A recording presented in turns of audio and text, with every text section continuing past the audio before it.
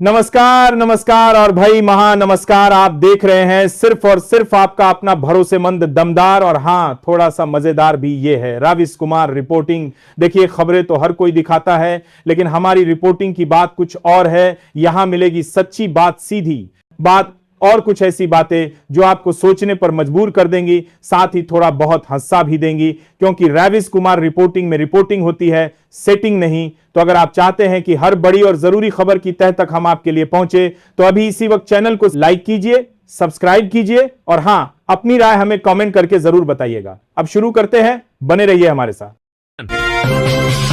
तेलंगाना की कांग्रेस सरकार किसी भी धर्म का अपमान करने वालों के खिलाफ सख्त सजा का प्रावधान करने वाला नया कानून लाने की तैयारी में है। मुख्यमंत्री रेवंत रेड्डी ने बताया कि धार्मिक नफरत और दूसरे धर्मों का अपमान रोकने के लिए मौजूदा कानूनों में संशोधन किया जाएगा और यह प्रस्ताव विधानसभा के आगामी बजट सत्र में पेश होगा। हैदराबाद में क्रिसमस कार्यक्रम के दौरान उन्होंने अल्पसंख्यकों को सभी कल्याणकारी योजनाओं का लाभ देने और ईसाइयों मुसलमानों से जुड़े कब्रिस्तान के लंबित मुद्दे सुलझाने की बात भी कही। इसी कार्यक्रम में दिसंबर को कांग्रेस के लिए खास बताते हुए सोनिया गांधी के योगदान का जिक्र किया गया, जिस पर बीजेपी ने सीएम रेवंत रेड्डी पर गांधी परिवार की चापलूसी का आरोप लगाते हुए कड़ा हमला बोला। वीबीजी रैमजी बिल को लेकर कांग्रेस सांसद और पूर्व वित्त मंत्री पी चिदंबरम ने केंद्र सरकार पर तीखा हमला बोला है। उन्होंने कहा कि इस नए कानून के जरिए मनरेगा की आत्मा खत्म कर दी गई है और इसे महात्मा गांधी की दूसरी बार हत्या करार दिया। चेन्नई में प्रेस कॉन्फ्रेंस के दौरान चिदंबरम ने आरोप लगाया कि नई स्कीम में रोजगार की कोई ठोस गारंटी नहीं है, काम के दिन घटाए जा रहे हैं और केंद्र तय करेगा कि किन जिलों में योजना लागू होगी। इससे गरीबों, महिलाओं और बुजुर्गों की आजीविका पर सीधा असर पड़ेगा। उन्होंने इसे संघीय ढांचे के खिलाफ बताते हुए कहा कि यह बिल लाखों परिवारों से रोजगार सुरक्षा छीनने वाला है और गांधी की विरासत को जानबूझकर कमजोर करने की कोशिश है। प्रधानमंत्री नरेंद्र मोदी ने गुवाहाटी में लोकप्रिय गोपीनाथ बारदोलोई अंतर्राष्ट्रीय एयरपोर्ट के उद्घाटन के दौरान कांग्रेस पर बड़ा आरोप लगाया। पीएम मोदी ने कहा कि आजादी से पहले कांग्रेस की सोच असम और पूर्वोत्तर को लेकर उदासीन थी और एक समय असम को अविभाजित बंगाल यानी ईस्ट पाकिस्तान का हिस्सा बनाने की साजिश रची गई थी। उन्होंने कहा कि मुस्लिम लीग और अंग्रेजी हुकूमत के साथ मिलकर असम की पहचान मिटाने की कोशिश हुई, लेकिन गोपीनाथ बोरदोलोई ने अपनी ही पार्टी के खिलाफ खड़े होकर असम को बचाया। पीएम ने आरोप लगाया कि कांग्रेस ने दशकों तक पूर्वोत्तर को विकास से वंचित रखा। मोदी ने कहा कि उनकी सरकार उन गलतियों को सुधार रही है और आज असम कनेक्टिविटी, इंफ्रास्ट्रक्चर और विकास का नया केंद्र बन रहा है। नई दिल्ली में किसान ट्रस्ट द्वारा आयोजित चौधरी चरण सिंह अवार्ड्स 2025 समारोह में केंद्रीय कृषि मंत्री शिवराज सिंह चौहान ने कहा कि चौधरी चरण सिंह ने उस दौर में भी साहस दिखाया जब पंडित जवाहरलाल नेहरू के सामने बोलने की हिम्मत कम लोग करते थे। उन्होंने कहा कि चौधरी साहब ने सहकारी खेती जैसे विदेशी विचारों का विरोध कर किसानों को जमीन का मालिक बनाया और उनके स्वाभिमान को मजबूत किया। समारोह में केंद्रीय मंत्री जयंत चौधरी भी मौजूद रहे। इस कार्यक्रम में कृषि सेवा, पत्रकारिता और ग्रामीण विकास में योगदान देने वाली शख्सियतों को सम्मानित किया गया। इस साल पहली बार कृषि उद्यमी पुरस्कार की शुरुआत की गई, जिसका उद्देश्य नवाचार और उद्यमशीलता के जरिए ग्रामीण भारत को सशक्त बनाना है। प्रधानमंत्री नरेंद्र मोदी के उस बयान पर सियासी विवाद छिड़ गया है, जिसमें उन्होंने कहा था कि बंटवारे के समय कांग्रेस असम को पाकिस्तान को सौंपना चाहती थी। कांग्रेस सांसद मणिकम टैगोर ने इस दावे को सिरे से खारिज करते हुए इसे ऐतिहासिक रूप से गलत बताया। टैगोर ने कहा कि असम एक हिंदू बहुल प्रांत था और उसे पाकिस्तान में शामिल करने का कभी कोई प्रस्ताव नहीं था। उन्होंने स्पष्ट किया कि केवल मुस्लिम बहुल सिलहट जिले को लेकर जुलाई 1947 में जनमत संग्रह हुआ था, जिसमें उसने पूर्वी पाकिस्तान में शामिल होने के पक्ष में वोट दिया। टैगोर ने कहा कि यह कांग्रेस का फैसला नहीं, बल्कि ब्रिटिश शासन के दौरान हुआ लोकतांत्रिक निर्णय था। उन्होंने असम के तत्कालीन मुख्यमंत्री गोपीनाथ बरदोलोई के प्रयासों का जिक्र करते हुए कहा कि उन्हीं की वजह से करीमगंज भारत में रह सका। आरएसएस प्रमुख मोहन भागवत ने कहा कि संघ को बीजेपी के नजरिए से समझना गलत है और इससे भ्रम पैदा होता है। कोलकाता में आरएसएस एक 100 व्याख्यान माला को संबोधित करते हुए उन्होंने स्पष्ट किया कि संघ कोई राजनीतिक संगठन नहीं है, बल्कि हिंदू समाज के सैन भागवत में बीज संगठन उन्नति और संरक्षण के लिए बना है। भागवत ने कहा कि संघ का मूल उद्देश्य भारत की परंपरा और स्वभाव को मजबूत कर देश को फिर से विश्व गुरु बनाना है। उन्होंने बताया कि संघ का जन्म किसी राजनीतिक प्रतिस्पर्धा या विरोध से नहीं हुआ। इतिहास का उदाहरण देते हुए भागवत ने कहा कि समाज सुधार की प्रक्रिया लगातार चलती रही है और अब जरूरत है समाज को मजबूत करने की। उन्होंने संघ संस्थापक डॉक्टर हेडगेवार के त्याग और राष्ट्र सेवा को भी याद किया। समाजवादी पार्टी के अध्यक्ष और उत्तर प्रदेश के पूर्व मुख्यमंत्री अखिलेश यादव ने अरावली पर्वतमाला को दिल्ली एनसीआर के लिए प्राकृतिक सुरक्षा कवच बताते हुए इसके संरक्षण पर जोर दिया है। सोशल मीडिया पर लंबी पोस्ट लिखकर उन्होंने कहा कि अरावली ही वायु प्रदूषण कम करने, बारिश पानी के संतुलन, जैव विविधता और तापमान नियंत्रण में अहम भूमिका निभाती है। अखिलेश ने चेतावनी दी कि अगर अरावली नहीं बची तो दिल्ली एनसीआर का भविष्य खतरे में पड़ जाएगा और लोग सांस लेने के लिए संघर्ष करेंगे। उन्होंने कहा कि प्रदूषण का सबसे ज्यादा असर बुजुर्गों, बच्चों और बीमारों पर पड़ रहा है, जिससे अर्थव्यवस्था, पर्यटन और बड़े आयोजनों पर भी संकट आएगा। अखिलेश ने अरावली बचाओ अभियान में हर नागरिक की भागीदारी की अपील की। प्रधानमंत्री नरेंद्र मोदी असम दौरे के दूसरे दिन ब्रह्मपुत्र नदी में क्रूज पर छात्रों के साथ परीक्षा पे चर्चा कार्यक्रम में शामिल हुए। रविवार सुबह 3 डेक वाले एमवी चराइदेव 2 जहाज पर करीब 45 मिनट तक उन्होंने असम के 25 छात्रों से संवाद किया। इसमें जवाहर नवोदय विद्यालय, पीएम श्री स्कूल केंद्रीय विद्यालय, कस्तूरबा गांधी बालिका विद्यालय और निजी संस्थानों के छात्र शामिल रहे। पीएम मोदी ने परीक्षा के तनाव से निपटने, आत्मविश्वास बढ़ाने और पढ़ाई के साथ जीवन संतुलन पर सुझाव दिए। इससे सूरों के जीवन संतुलन पर सुझाव दिए। पहले वे इनलैंड वाटर ट्रांसपोर्ट के गुवाहाटी गेटवे टर्मिनल पहुंचे और फ्लोटिंग ब्रिज से क्रूज पर सवार हुए। सुरक्षा के कड़े इंतजाम रहे और 2 दिन के लिए फेरी सेवाएं बंद की गईं। अमेरिका के बदले हुए H-1B वीजा नियमों का असर अब भारतीयों पर साफ दिखने लगा है। दिसंबर में वीजा रिन्यूअल के लिए भारत आए सैकड़ों H-1B वर्कर अचानक अपॉइंटमेंट रद्द होने से यही फंस गए हैं। अमेरिकी दूतावास ने बिना पूर्व सूचना अपॉइंटमेंट कैंसिल कर दी और कई मामलों में महीनों बाद की नई तारीखें दी गई है। लंबी देरी को देखते हुए गूगल ने भी अपने कर्मचारियों को अमेरिका से बाहर यात्रा न करने की सलाह दी है। रिपोर्ट के मुताबिक नई वीजा नीति के तहत सोशल मीडिया और ऑनलाइन प्रेजेंस की अतिरिक्त जांच इमिग्रेशन वकीलों ने इसे अब तक की सबसे बड़ी गड़बड़ी बताया है। बता दें, H-1B वीजा धारकों में 70% से ज्यादा भारतीय है। बीजेपी अध्यक्ष जेपी नड्डा की अध्यक्षता में लखनऊ में हुई अहम बैठक में 2027 विधानसभा चुनाव की रणनीति पर मंथन हुआ।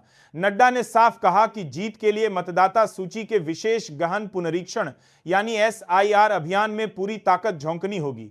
उन्होंने चेताया कि शहरी क्षेत्रों में भाजपा समर्थकों के नाम कटने का खतरा है। मुख्यमंत्री योगी आदित्यनाथ ने कार्यकर्ताओं की सुस्ती पर नाराजगी जताते हुए घर घर जाकर फर्जी नाम हटाने और पात्र मतदाताओं के नाम जुड़वाने के निर्देश दिए। प्रदेश अध्यक्ष पंकज चौधरी ने SIR मानका XSIR के 7 से को पूरी गंभीरता से लागू करने का भरोसा दिलाया। बांग्लादेश में हिंदू समुदाय पर हो रही हिंसा के विरोध में जवाहरलाल नेहरू विश्वविद्यालय में अखिल भारतीय विद्यार्थी परिषद में जोरदार प्रदर्शन किया। इस दौरान कार्यकर्ताओं ने उग्रवादियों का पुतला दहन किया और बांग्लादेश सरकार के खिलाफ नारेबाजी की। ABMH में VP ने मयमनसिंह जिले में हिंदू युवक दीपू चंद्र दास की नृशंस हत्या का हवाला देते हुए इसे मानवता के खिलाफ अपराध बताया।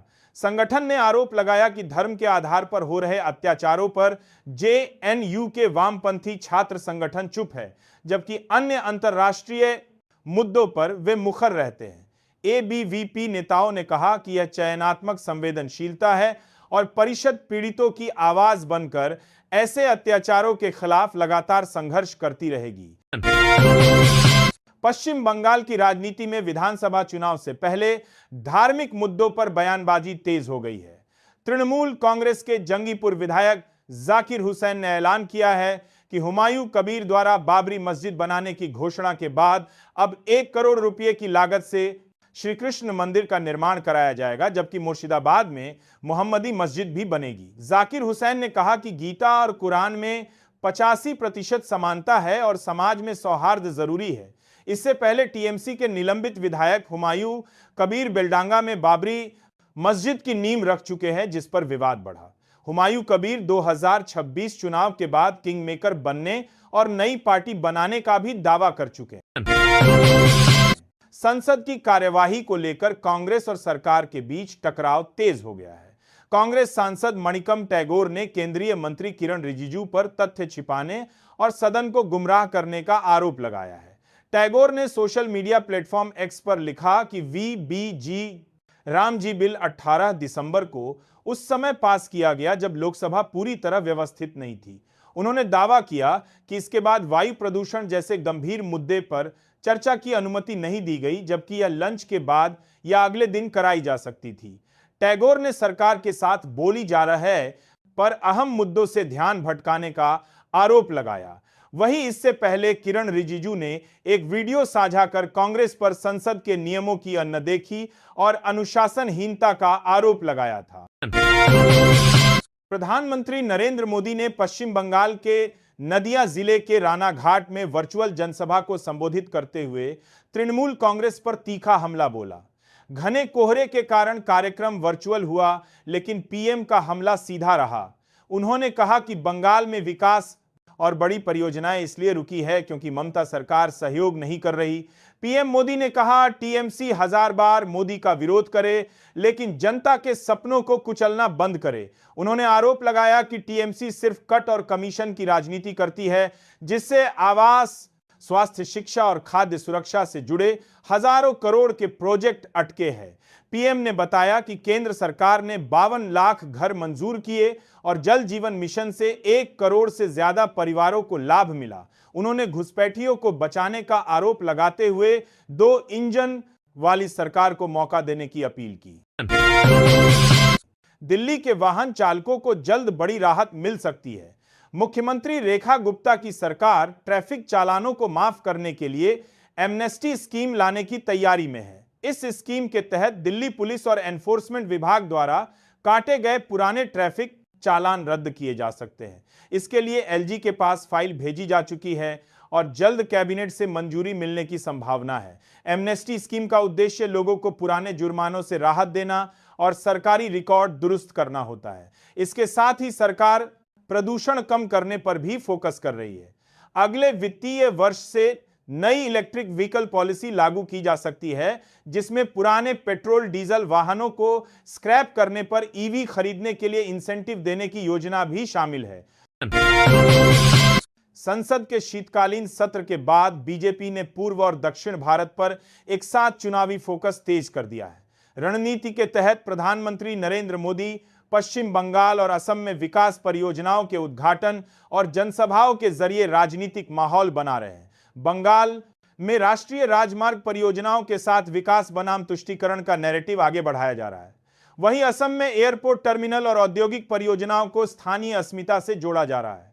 दूसरी ओर पार्टी के राष्ट्रीय कार्यकारी अध्यक्ष नितिन नबीन दक्षिण भारत में संगठन को मजबूत करने के लिए पुडुचेरी और चेन्नई दौरे पर है। वहीं केंद्रीय गृह मंत्री अमित शाह चुनावी प्रबंधन संभालेंगे।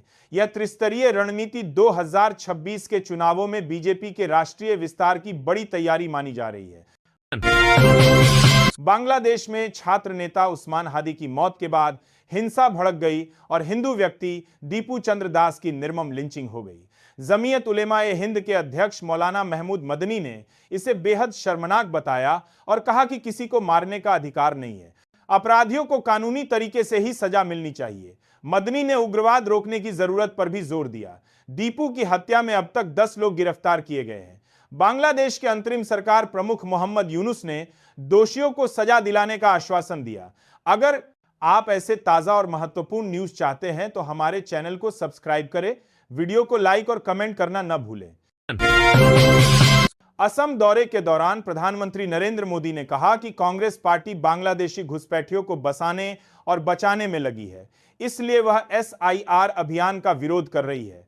मोदी ने नमरूप में Assam valley fertilizer and chemical company limited के अमोनिया यूरिया प्रोजेक्ट का भूमि पूजन किया और इसे औद्योगिक प्रगति का नया अध्याय बताया।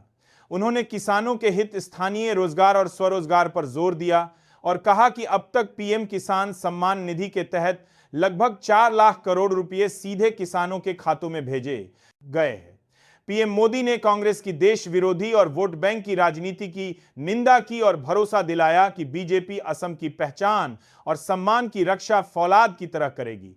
अगर आप ऐसे ताजा और महत्वपूर्ण न्यूज चाहते हैं तो हमारे चैनल को सब्सक्राइब करें, वीडियो को लाइक और कमेंट करना न भूलें।